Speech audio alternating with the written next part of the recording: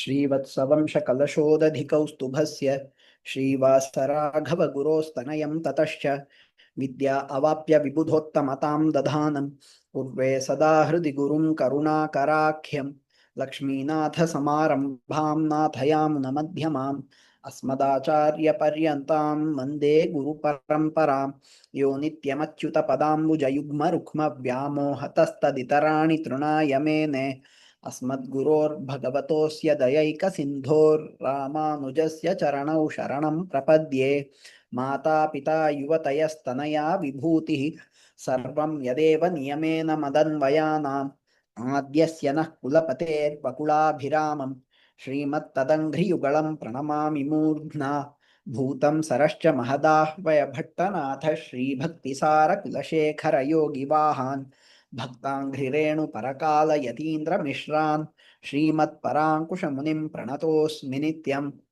श्रीमान् वेङ्कटनाथार्यः कवितार्किककेसरी वेदान्ताचार्यवर्यो मे सन्निधत्तां सदा हृदि। Namaste. In the previous lecture, we had seen about the reason why knowledge cannot be ignored. We said Sharanagati is what gives moksha. Do you really need knowledge? There is a question. The Vedas have statements like Brahmavidapnoti param, that is Brahmavid, one who knows Brahman. Param apnoti, attains the ultimate state of moksha. Brahmaveda Brahmaiva bhavati. These kinds of statements are multiple in the Vedas. What these statements are trying to imply is a matter of discussion between the different schools of Vedanta. So, because such statements are present in the Vedas, the Advaitin, that is the traditional Advaitin under Shankara Bhagavad Pada. Of course, when we say Advaita, there are many branches inside of Advaita also.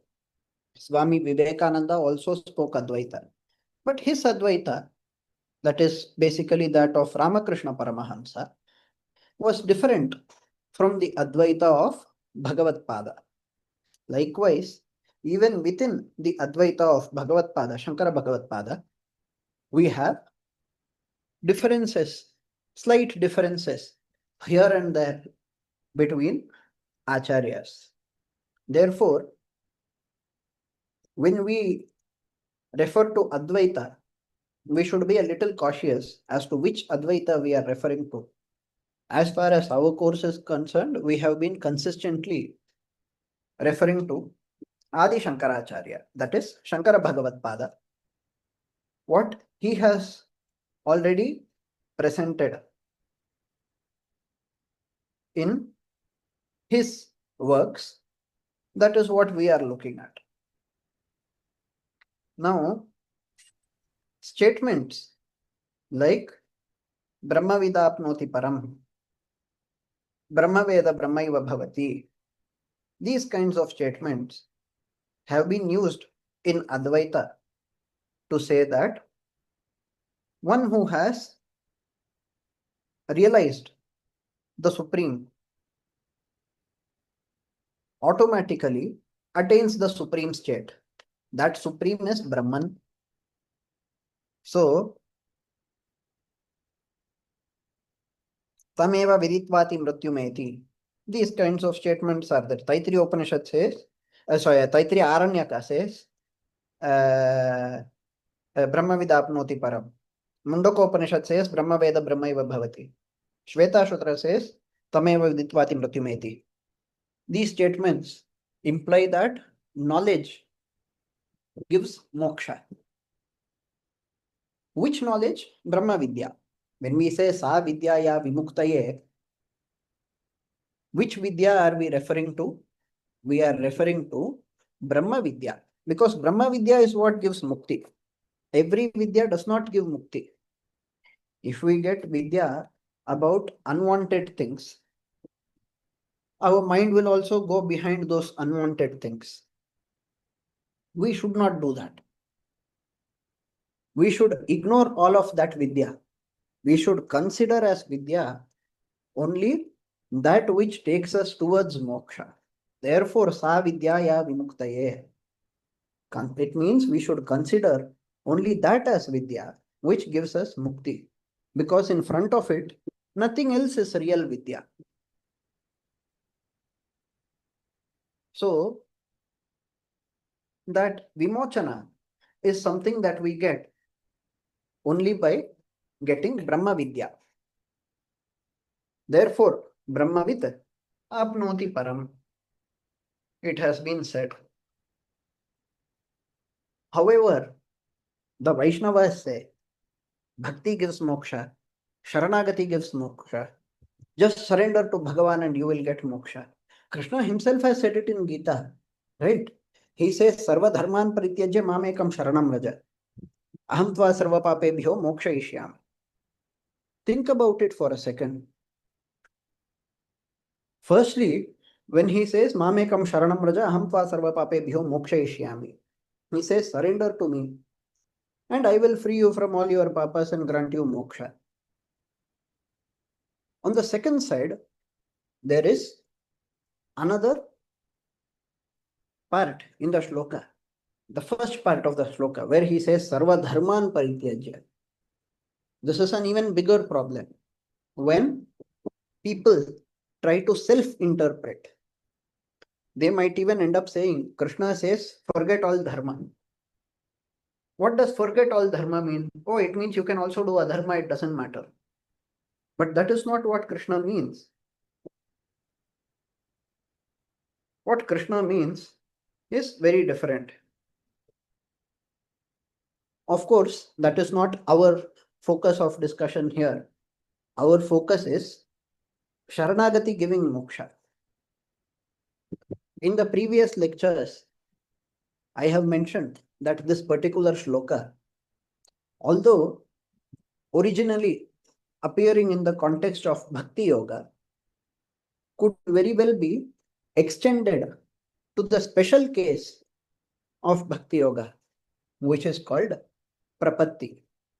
Now, this prapatti yoga, sometimes people will call it a special case of Bhakti Yoga. Sometimes people will say it is different from Bhakti Yoga. Both are correct. We don't have to worry about that. Because when they say it is different from Bhakti Yoga, they refer to the standard Bhakti Yoga. Therefore, we should understand both. We have already discussed both in detail, but to give you a very quick recap of the context, Bhakti Yoga not only has bhakti inside it, but it also has karma and jnana. Karma yoga and jnana yoga are both present inside bhakti yoga. Therefore, bhakti yoga cannot be performed without jnana. Jnana is important. Without that, bhakti yoga cannot be performed. But it is not just jnana, it is jnana yoga. There is a slight difference between the two. Jnana is just knowledge. Jnana yoga is using that knowledge to contemplate. So you contemplate on Bhagavan, you contemplate on Paramatma. That is a different thing, but it is a component of Bhakti Yoga. Karma Yoga and Jnana Yoga are both components of Bhakti Yoga. When it comes to Prapatti, we said it is Paripurna Sharanagati. We said it is also called as Angi Prapatti, because prapatti means surrender, Sharanagati. That Sharanagati exists inside even Bhakti Yoga. So whatever we call as prapatti yoga is sufficient by itself.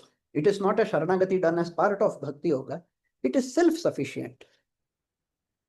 Now, this is what we are going to contrast with statements that appear to say that knowledge gives moksha. How do you understand that?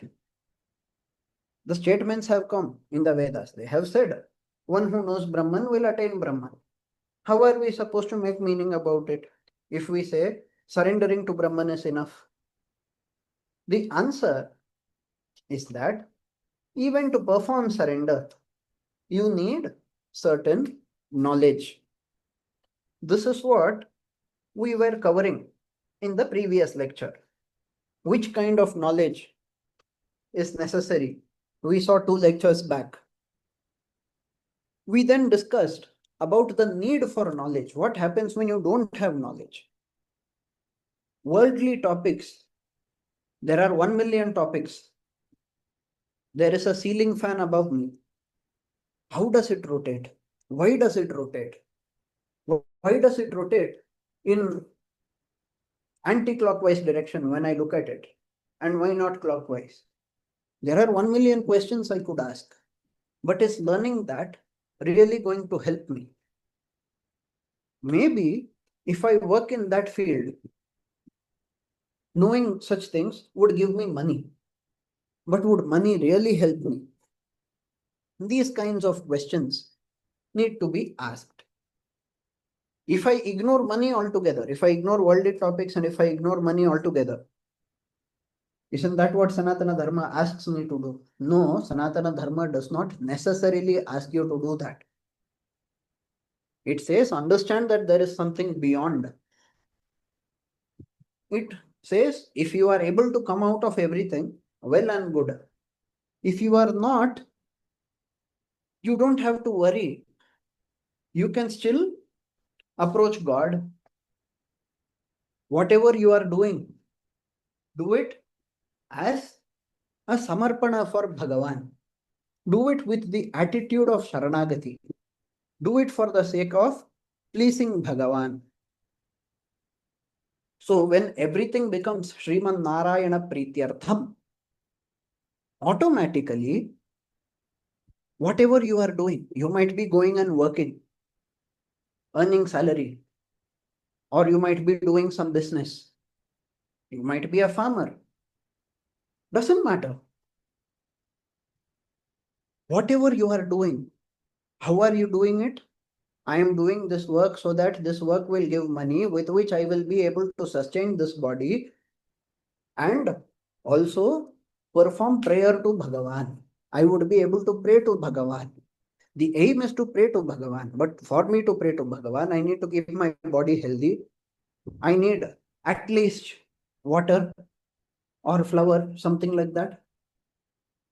Tulasi, whatever. Patram pushpam phalam toyam, everybody knows. Something is necessary. But for me to offer even that much, I need good health. If I myself am in coma, I will not be able to do it. If you look at people who are in extreme hunger, they say hunger is the extreme form of poverty. Extremely poor people, those who are very hungry, they will not worry that much. You talk so big things. There is Atma. Atma is different from the body. This is Paramatma. You do bhakti, you do Sharanagati. Krishna said this. Shankaracharya said this. Ramanujacharya said this. They will not care. They care at that point of time only about eating food. Hunger consumes their mind. So it is natural for us to get afflicted by our own past karmas from previous lives as well as at times from the current life, and therefore be unable to proceed forward in the spiritual path. For this reason, knowingly, Bhagavan has given the option of staying in the world. You don't have to go away to the forest or become a wandering sannyasi. You can very well stay within the society. And yet, while being in the society, while doing whatever you are doing, you could still perform all the things advised by Bhagavan to attain him. Remember, in Bhagavad Gita, Krishna told Arjuna to fight. Krishna did not tell Arjuna to become a sannyasi. Krishna did not tell Arjuna to become a sannyasi. Krishna knew Arjuna is incapable of that. What kind of sannyasa? This fellow, whatever Upadesha he gets from Krishna itself, he is going to forget. The minute Abhimanyu dies, he is going to promise that he will take revenge on Jayadratha. Is he capable of being a proper sannyasi?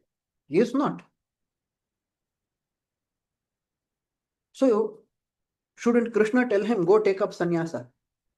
No, Krishna does not say that. Instead, he says, Kuru karmaiva tasmatvam purvaihi purvataram kritam. Do that which your ancestors did. What did his ancestors do? His ancestors, as Kshatriyas, they protected the land, they fought against adharmic people.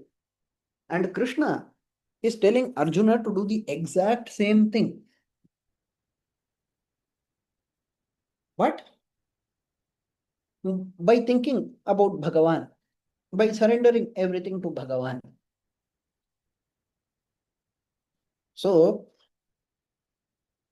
Krishna, although Bhagavad Gita is a message for all of us, when it happened, it was a message for Arjuna as well.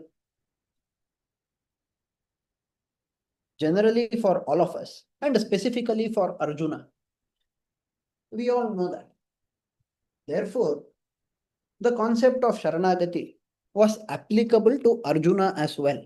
Arjuna, who was not a sannyasi, forget about ashrama sannyasa. He could not even do karma sannyasa properly. What is karma sannyasa? We have discussed before. Karma phalatyaga. Arjuna was not capable of doing even that. Krishna explained karma yoga. He explained karma sannyasa. But after that, Krishna said, it is still a very difficult path. So on one side, Krishna is teaching. On the other side, he is also calling it a difficult path. Why? Because indeed, for Arjuna, it is difficult. So, how is Arjuna supposed to proceed spiritually if he cannot leave his worldly attachments? Slowly, slowly, bring your mind under control. You spend more and more time thinking about Bhagavan. Practice is necessary. Abhyasena tu kaunteya, vairagyena cha grihyate. But what abhyasa will you do? What will you have vairagya in? If you do not have knowledge, what abhyasa will you do? And what vairagya will you have? Therefore, knowledge is necessary. Even for the worldly person, knowledge is necessary. Knowledge of certain worldly topics is necessary to keep life going. Knowledge of moral and good teachings, subhashitas, for example, they are necessary. What is dharma, what is adharma, we need to know the difference. To some extent, with our own minds, we might be able to guess what is dharma and what is adharma. But we, ourselves being imperfect due to the effect of our past karmas, originally we are supposed to be perfect. We have failed to behave perfectly because of the affliction of past karma. So we have some amount of ignorance. That ignorance sometimes clouds our judgment. Sometimes we don't understand the matter fully. Sometimes, even if we understand, the way we reason is different. We may not consider every single possibility. So many things are there. We might have personal biases. Then we need a guide. You look at spiritual people, saintly people.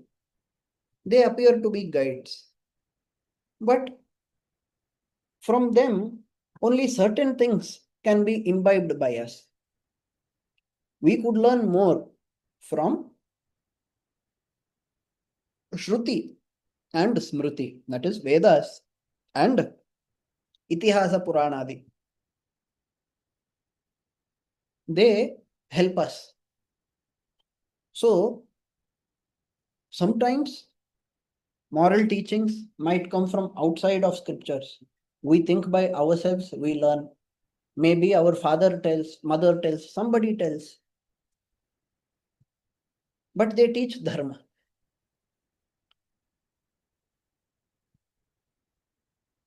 Maybe we study the scripture itself and learn from it. But that knowledge is important. A person who is not a scholar of worldly topics or even moral science would still be able to attain Bhagavan. How? You need to identify this is Bhagavan and you should surrender to him. We discussed Artha Panchaka as a necessity before. Artha Panchaka is a necessity as philosophy. But even without certain components of Artha Panchaka, it is still possible to attain Bhagavan. How? For example, phala that we get by attaining him. If I don't know what I am going to get, the moksha, I don't understand how moksha is going to be. An ordinary person should be taught what to expect from moksha so that the person grows curiosity about how to attain it and then takes the effort, understanding its greatness. But there are some exceptional people who are already saintly enough that they do not require this knowledge. What am I going to get from this? They don't care. They don't think about that. They are not selfish. And therefore, maybe there is a saint who knows only this much. This is Krishna.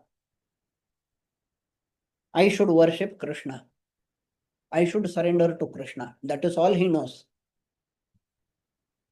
He does not know that Krishna is Sarva Shariri.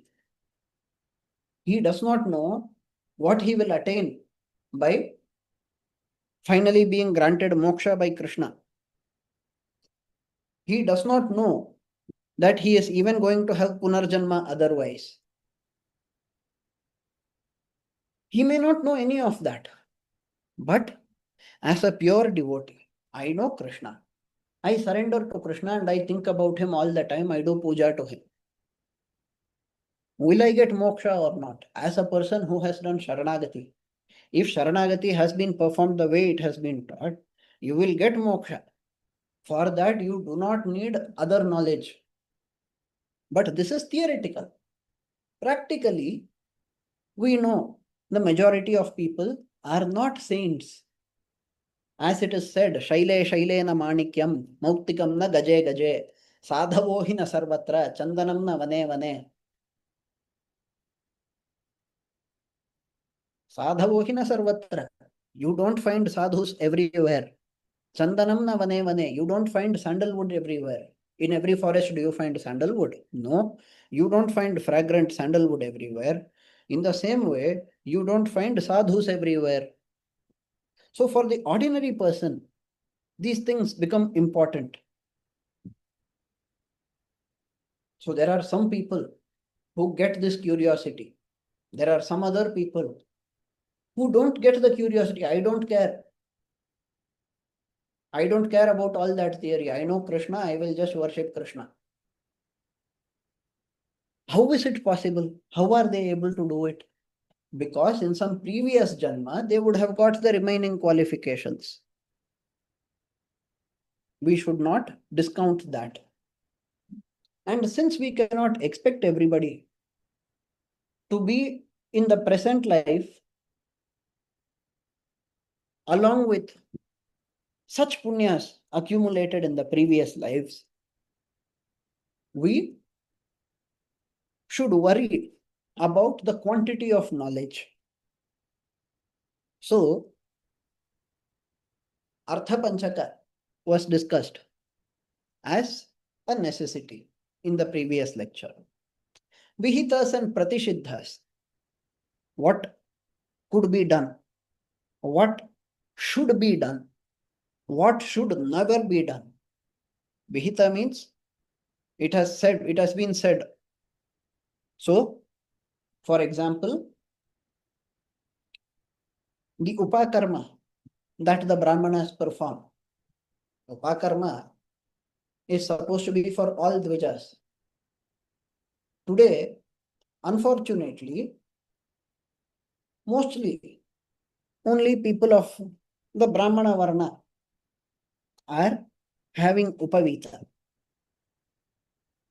There is a ceremony to change it every year. In that ceremony, during Sankalpa, they say Shrauta Smarta, Vidhi Vihita, Nitya Karma Anusthana, Yogyata Siddhyartam. They say Shrauta Smarta, Vidhi Vihita. What does that mean? That Vidhi, that rule which has been ordained in Shruti as well as Smriti. Smriti exists to explain Shruti. So, it has been ordained. You have to perform Upakarma. Before that, you should have performed Upanayana. You should do Nitya Karma. All of that is mentioned. Then there are some which could be done. Kamya Karmas. Like Putra Kameshti that was performed by Dasharatha. It is mandatory. Is it mandatory for every man to perform Putra Kameshti? No. Dasharatha did it because he wanted a son. So it could be done. Then there are Pratishiddhas, things that should never be done. For example, the kind of behavior shown by Ravana most of the time is extremely inappropriate. And that should never be done. So if you do not know Vihitas and Pratishiddhas, you might end up incurring more and more papa. By incurring more and more papa, you might find it more and more difficult to progress forward. So knowledge of Vihita and Pratishiddha, as we said, it is not mandatory. Yet we said it is necessary in the previous lecture. Why? Because if you do not have this knowledge, you might not have the support to move forward. There is one more thing that needs to be learned. That is about Bhagavan's Leela. Give me just a few seconds. I will be back.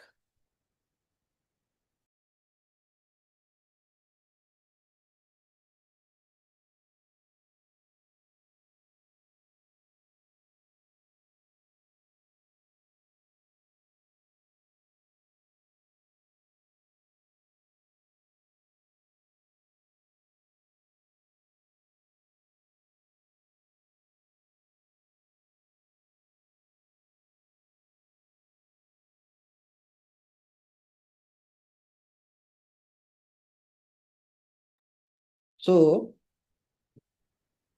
what happens when we learn Bhagavan's Leelas?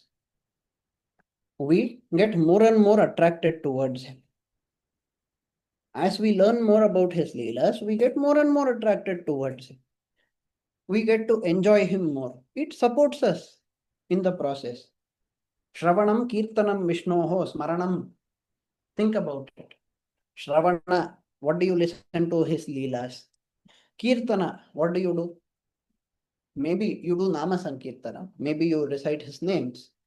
But his names will again talk about his qualities. How do you understand his qualities? Through his actions, which are leelas. Or you would sing about his leelas. Smaranam, you may think about him. Maybe you imagine a particular form of him, but that form would be associated with some leela. You imagine him as Rama, it is associated with Ramayana. You imagine him as Krishna, it is associated with Mahabharata, Srimad Bhagavatam, and so on. Maybe you do smarana of the story itself, of the Leela itself. So in this way, learning Bhagavan's Leela will help you to improve your bhakti. Therefore, there is a need for this as well. We are not saying these are necessities for moksha, but they guide us in the process. Now that we have given the necessary clarifications to whatever we saw in the previous lecture, let us look at a few examples so that we get 100% clarity. We have already seen the story of Madhura Kavi Alvar. Madhura Kavi Alvar, he was searching for an acharya. We have seen the qualities necessary for one to be able to get an acharya. ईश्वरस्य च सौहार्दं यदृच्छा सुकृतं तथा विष्णो कटाक्षम अद्वेषम अभिमुख्यम च सात्विकैः संभाषणं श्रेतानि हि आचार्य प्राप्ति हेतवः. We have seen it before. Madhura Kavi Alvar himself, the avatar of Nityasuri, during his life, he satisfied all the criteria. As his acharya, as his guru, he got Nammalvar. Now, Krishna in Bhagavad Gita, as we discussed a few minutes back, taught us about surrendering to Bhagavan. Madhura Kavi Alvar teaches us to surrender to the Acharya. Swami Deshika, he says, of course, Bhagavan himself has talked about surrendering to Bhagavan. Yet, what Madhura Kavi Alvar taught us, it is special. Think about it. It is easier, it is more practical, it is helpful. And when you perform Acharya Sharanagati, eventually the Acharya will make you to perform Sharanagati to Bhagavan. So that is also taken care of. Acharya Sharanagati, even if by chance you are not performing Sharanagati to Bhagavan, the Acharya might himself perform it for you on your behalf. We have already discussed those parts, correct? So, what do we learn from this? It is possible for a person to attain moksha by performing Acharya Sharanagati. It is not necessary to have all the knowledge in the world, but you should at least know who is an Acharya, who is a Sadacharya, and you should seek such an Acharya. There are plenty of people. Today we don't even have to explain. There are so many people with surname as Acharya. Then there are so many people with first name as Acharya. Then there are so many people who keep Acharya as a title by themselves. They will call them Acharya this, Acharya that. The meaning of the word Acharya, if we look at it, one meaning has been given to us in Manava Dharma Shastra. Another has been given in Ishvara Samhita. In this manner, we have one who is a scholar of the Vedic teachings and is teaching them, while himself also practicing as per the meaning given in Pancharatra Samhita. Such a person is great. Swami Deshika has said about the qualities of an ideal Acharya. We have seen that also before, right? Siddham Satsampradaye Sthiradhyam Anagam Shrotriyam Brahmanishtham Sattvastham Satyavacham Samayanayataya Sadhuvritya Sametam Dambhasuyadi Muktam Jitavashayaganam Dirghabandum Dayalum Sthalithye Shasitaram Swaparahitaparam Deshikam Bhushnuripset.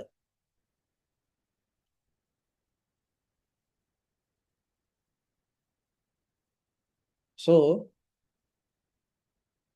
a person might not be able to be qualified enough to check for each and every aspect mentioned by Swami Deshika. But at least the most important ones. Is he from a Sat Sampradaya? This is Sanatana Dharma. Sanatana means eternal. If it is eternal knowledge, the knowledge should have come from a Guru Parampara. It cannot come from self-interpretation. A person who says, everybody before me was wrong, I have only found out the correct meaning. This is the correct meaning. Such a person you should never ever go to. Even if he doesn't explicitly say so. If whatever he explains is totally different from what everybody else has said, if there are minor variations, it's a different thing. But if it is totally different, what will you do? Hiranyakashipu was there. He said, I am only Paramatma. You pray to me only. Don't pray to anybody else. That is the teaching of the Veda. Should you listen to a person like Hiranyakashipu? No, you should not. So, yes, on one side, surrendering to the Acharya is everything. But on the other side, you need to be able to identify who a good Acharya is, because the majority of people do not have Acharya Sambandha today. It is unfortunate. The public often believes that only Rajas used to have Rajagurus as Acharyas. Maybe Kshatriyas had, Pandavas had Acharyas. Brahmanas would naturally have Acharyas because they fall in the Guru Shishya Parampara. But look at it. Today, most people, even most people who belong to the Brahmin community, do not have Guru Parampara. How do they not have Guru Parampara? They belong to some Guru Parampara or the other. They have forgotten their roots. We should then try to return to the roots, return to Dharma. How do we do that? There are so many preachers. Look for the most authentic ones. How do you find the most authentic ones? It is so easy to say Krishna, Rama, Govinda. But is the person scholarly enough to guide you? Is the person mature enough to guide you? Such questions will have to be thought about. That is why we say stick to Guru Parampara. Stick to the Acharyas of Guru Parampara, because Guru Parampara has consistency. Guru Parampara has consistency. Yamuna Acharya is another example that we are going to see.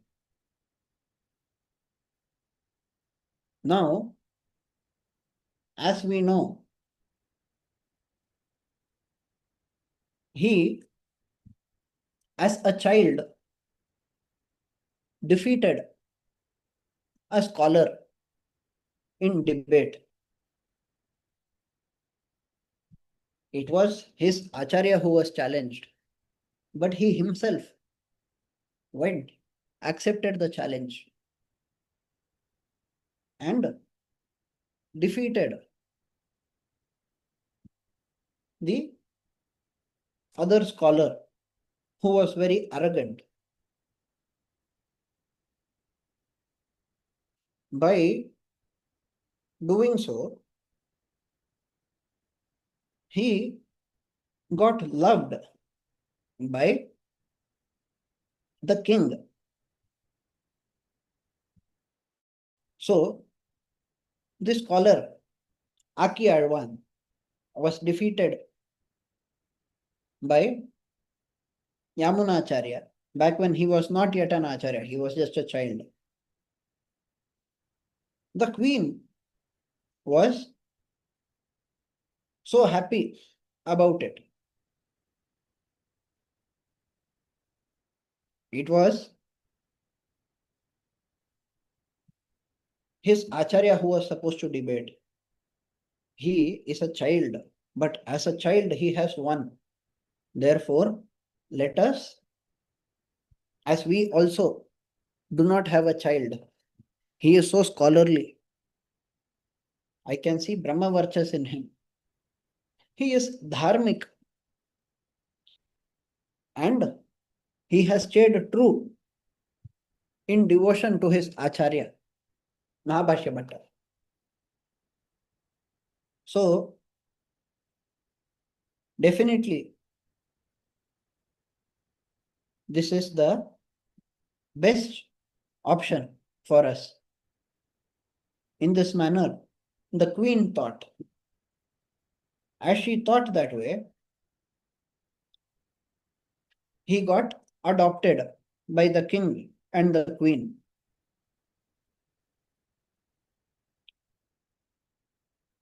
He eventually became a king.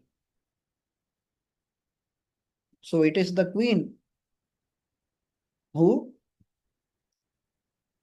asked him, Am I Alavandero? Did you come to rule me? That is how he got the name Alavandar. And he literally became a ruler. He was a ruler.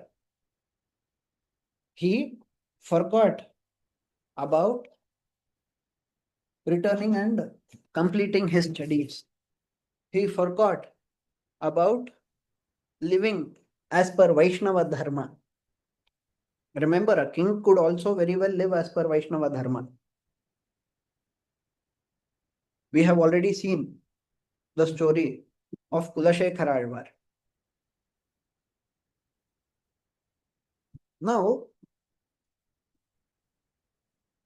at some point, he is reminded by another person about all of these things. After being reminded, he feels it is this Rajya and the Sukha Bhoga that made me forget about the real treasure, that is Bhagavan. Now that I have been reminded about the real treasure, everything else, all the gold in the treasury, gold, diamond, whatever, it is nothing in front of this treasure. Therefore, let me leave all of this and take up sannyasa. So, in the story of Yamunacharya, we see that he decided to leave all worldly attachments and become a sannyasi so that he could get closer to Bhagavan. What about worldly knowledge? He already had enough. I don't need any more worldly knowledge. What about earning money, this, that? No need. I have already lived as a king. Now, I might as well live by taking bhiksha. He changed altogether. Was it okay? Yes, it was 100% okay.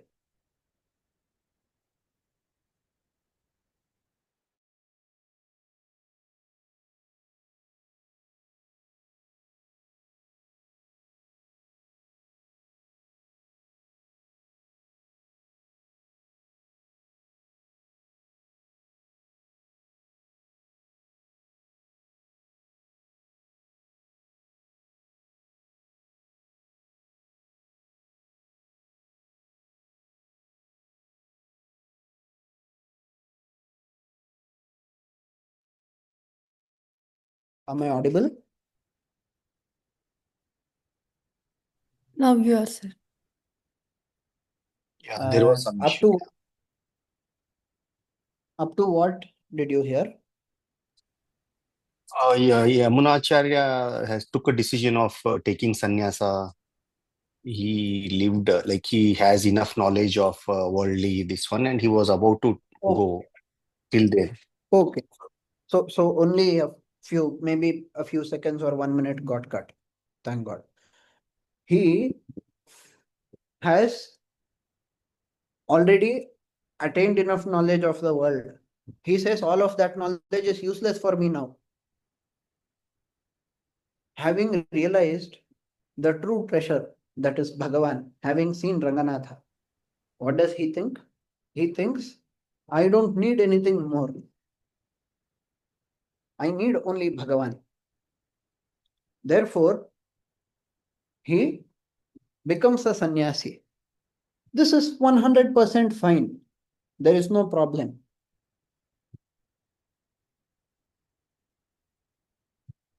So, it is not necessary to continuously pursue worldly topics, worldly knowledge, and so on. If you are capable of living like Yamunacharya, you could very well live like him. But are you capable of living like him? That is something you should ask yourself. Bhagavad Ramanuja was an amazing example. In fact, he was the perfect example in the matter of this apparent conflict between knowledge and devotion, or maybe practice and devotion. Knowledge, practice, devotion. How do you balance them? Or what is the trade-off? Bhagavad Ramanuja, even as a child, he studied so much. In spite of being extremely knowledgeable enough to defeat the great Yadava Prakasha. We should remember at this point, Yadava Prakasha is not so popular today. But in those days, he was a great scholar. All over India, he was recognized as a great Acharya.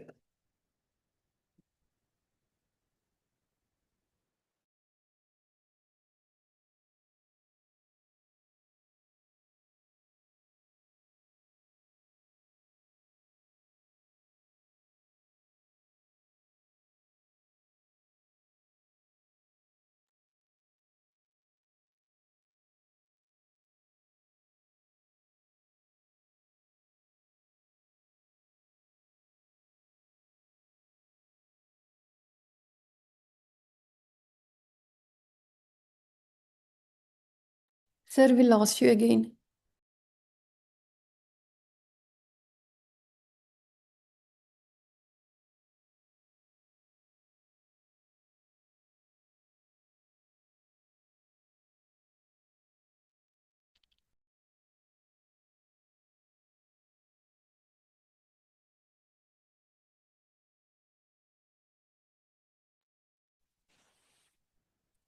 I think Acharya got disconnected.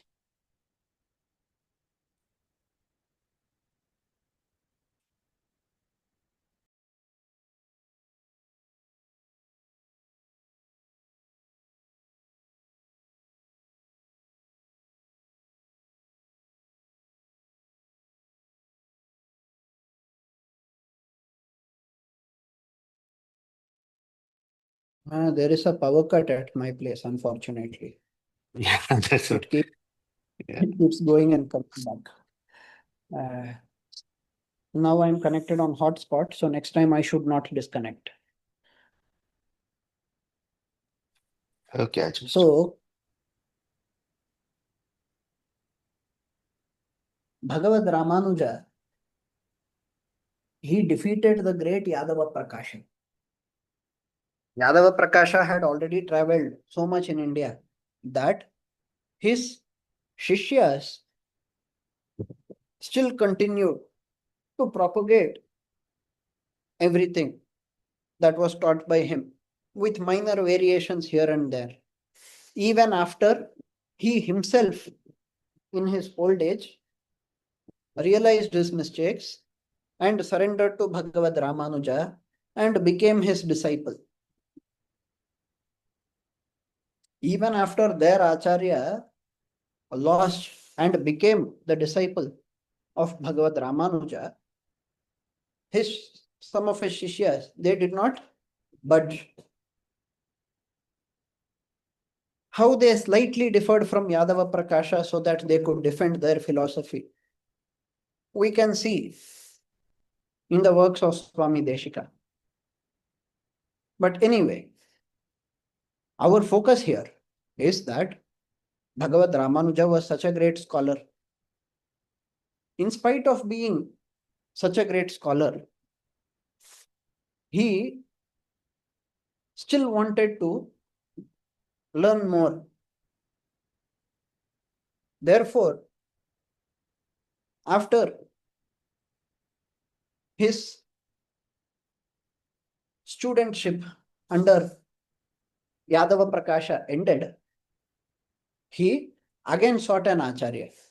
He tried to approach Yamunacharya, but as we all know, Yamunacharya had departed to Vaikuntha by that time.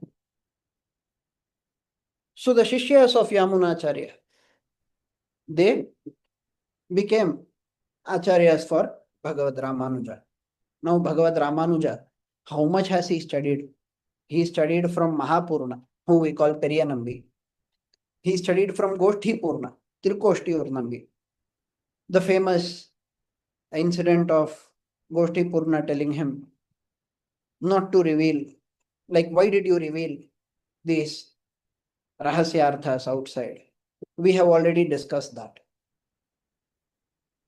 He also studied from more Acharyas. For example, there was Sri Shaila Purna, Tirumalai Nambi, from whom he learned Srimad Ramayana. In this manner, he kept on. Did he not know Ramayana before? No, he obviously knew Ramayana before, but the deep esoteric meanings hidden inside Ramayana were learned by him through the Acharya. So there is a difference between learning a scripture and learning the innermost esoteric meanings hidden inside that scripture. You cannot get those inner meanings through self-study. It is not possible. You need the assistance of a proper Guru Parampara. So Bhagavad Ramanuja kept studying. He kept studying. After taking sannyasa also, he studied. He not only studied, but also contributed a lot. He has to show. He is, of course, Adishesha's avatara. But why should he study if he is Adishesha's avatara? Rama, literally, Bhagavan, Rama. Raja Sarvasya Lokasya, Maricha himself praises Rama that way. But Sri Rama also studied. Krishna, who did not even hide the fact that he is Bhagavan. Rama at least hid. Samudraiva Gambhirye, Govindaraja explains in Bhushana commentary.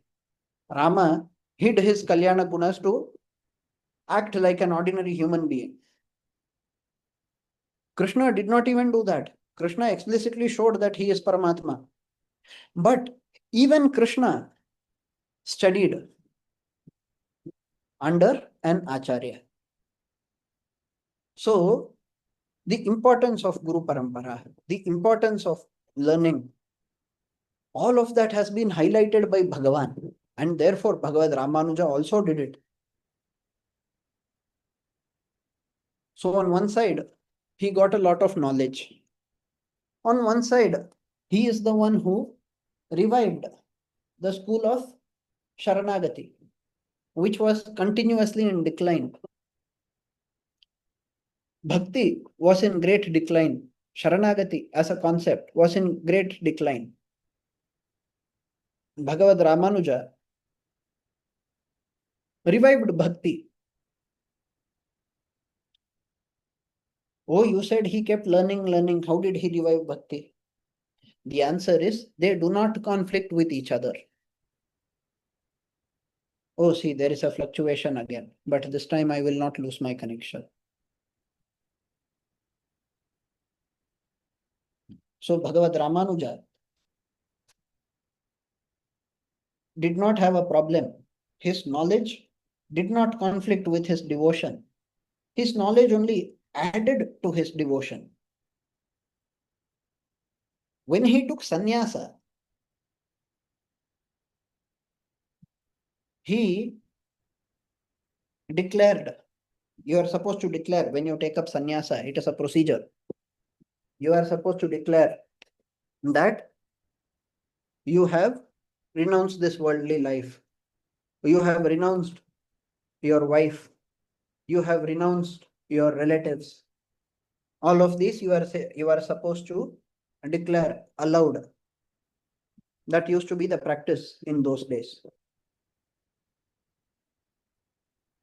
Bhagavad Ramanuja, when he declared it with a clause, with an exception. With the exception of two of his relatives who reminded him about Bhagavan. He relinquished all relationships. Is this appropriate for a sannyasi to do? When you enter sannyasa ashrama, you are supposed to say you don't have any bandhu. But Bhagavad Ramanuja did not do it. He added exceptions. How can you add an exception? The answer is the bridge. The answer is that these two people, always reminded him about Bhagavan. They always reminded him about Bhagavan, and even thinking about them would help him to think about Bhagavan. Talking to them, they will talk about Bhagavan. They are Bhagavatas. Therefore, should you leave association with such Bhagavatas? Should you leave a satsanga? Satvikaihi sambhashanam we have seen before. It is extremely important, not only for Acharya Prapti, even after Acharya Prapti. So as they are already Bhagavatas, it is not necessary for Bhagavad Ramanuja to forego the relationship with them. But the kind of relationship he has with them, right? It is not based on the physical body. It is based on bhakti. So Bhagavad Ramanuja applied his knowledge towards the theoretical teaching that says you should forego all relatives.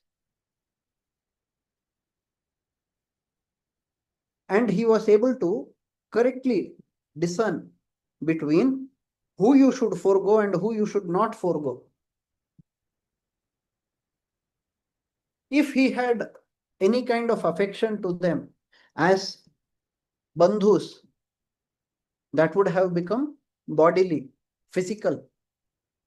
But that was not there. So this physical kind of bodily, laukika kind of relationship is what a sannyasi should forego. This is the original intent of the Shastras. Bhagavad Ramanuja understood the intent of the Shastras, and therefore he followed the intent perfectly. So knowledge helps you. Imagine what would happen otherwise if you go in a bookish way. Oh, I should leave association with all Bhagavatas also. Tomorrow one great saint will come in front of me.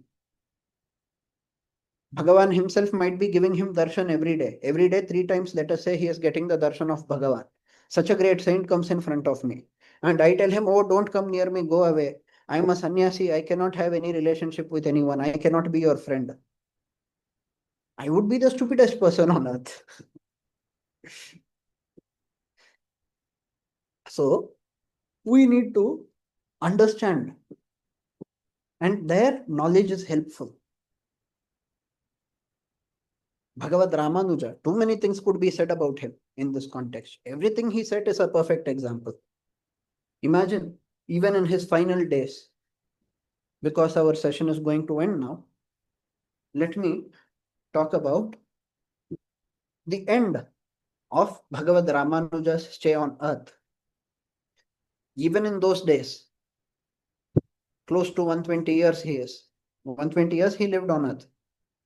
During that time, as a very old person, he still gets up. It is a little difficult because of age, the body is weak, but he is still getting up. His Shishyas are supporting him. What is he doing? He is doing Sandhya Vandana. Bhagavad Ramanuja performed Sandhya Vandana even at that age, with that weakness, with that physical weakness. Why? The karma that needs to be performed should be performed for pleasing Bhagavan. If I think about it as, oh no, it is just a rule, I would want to skip it. But if I think about it as a way to please Bhagavan, then whether or not I am able, I will still be going and trying, doing the very best that is possible with this body to please Bhagavan. Therefore, whatever knowledge you have, use it to please Bhagavan. Whatever karma you do it to please Bhagavan. Bhagavad Ramanuja did the karma of Sandhya Vandana. He did not skip it. In Vishishtadvaita, the sannyasi still retains the dharma. So the Vishishtadvaiti sannyasi, if it is a Brahmana who has become a sannyasi, the Brahmana becomes a sannyasi in Advaita. At that time, he removes the Shikha and Sutra. But in Vishishtadvaita, the Brahmana, when he becomes a sannyasi, he does not remove them. He retains them. And he still performs the karma. Saharahar anushthyamanani sarvani ashrama karmani yavajjivam anushtheyani. Until the end of life, they are to be performed. That is how Bhagavad Ramanuja did. So yes, practice. He practiced. Oh, surrender, no. He is the one who taught us the concept of surrender. He surrendered to Bhagavan. No, why should he have done Sandhya Vandana? What was the need for him to perform this if he has already surrendered? Surrender to Bhagavan is not an excuse. If you truly surrender to him, you will behave like a Sharanagata. You will want to do things that please him. That is what Bhagavad Ramanuja showed. So yes, if you surrender and if you fail to do all your karmas properly, you will still get moksha. If you surrender and if you fail to get all sorts of knowledge, you will still get moksha. But surrender should not be taken as an excuse to avoid knowledge or avoid the duties. That is the lesson. We will continue this lesson in the next class by seeing a few more examples. For now, if you have any question, please feel free to ask.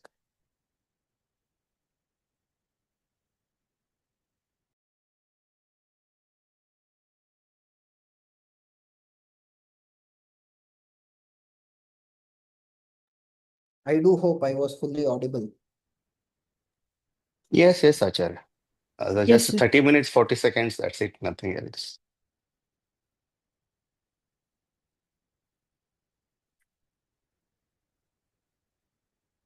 You heard me, Acharya?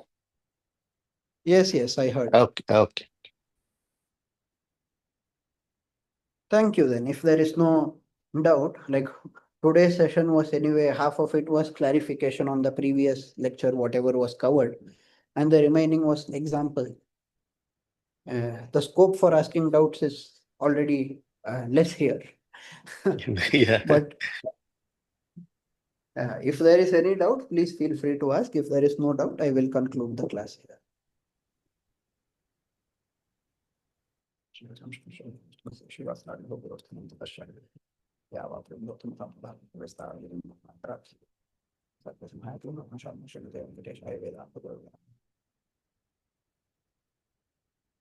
What does Aham Brahmasmi mean?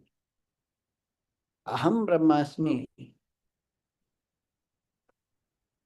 as per Advaita, has a different meaning.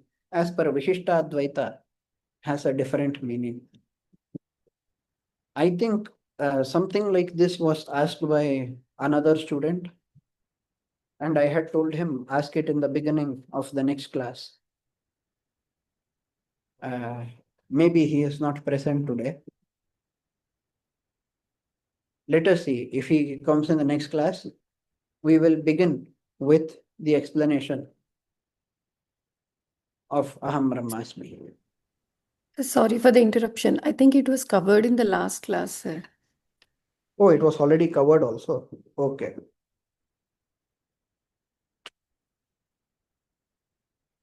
So, Janarji, it has been covered already. Maybe the video has not been uploaded yet. Please wait for it, and you can see Jannat, it. I will send you the link of that video.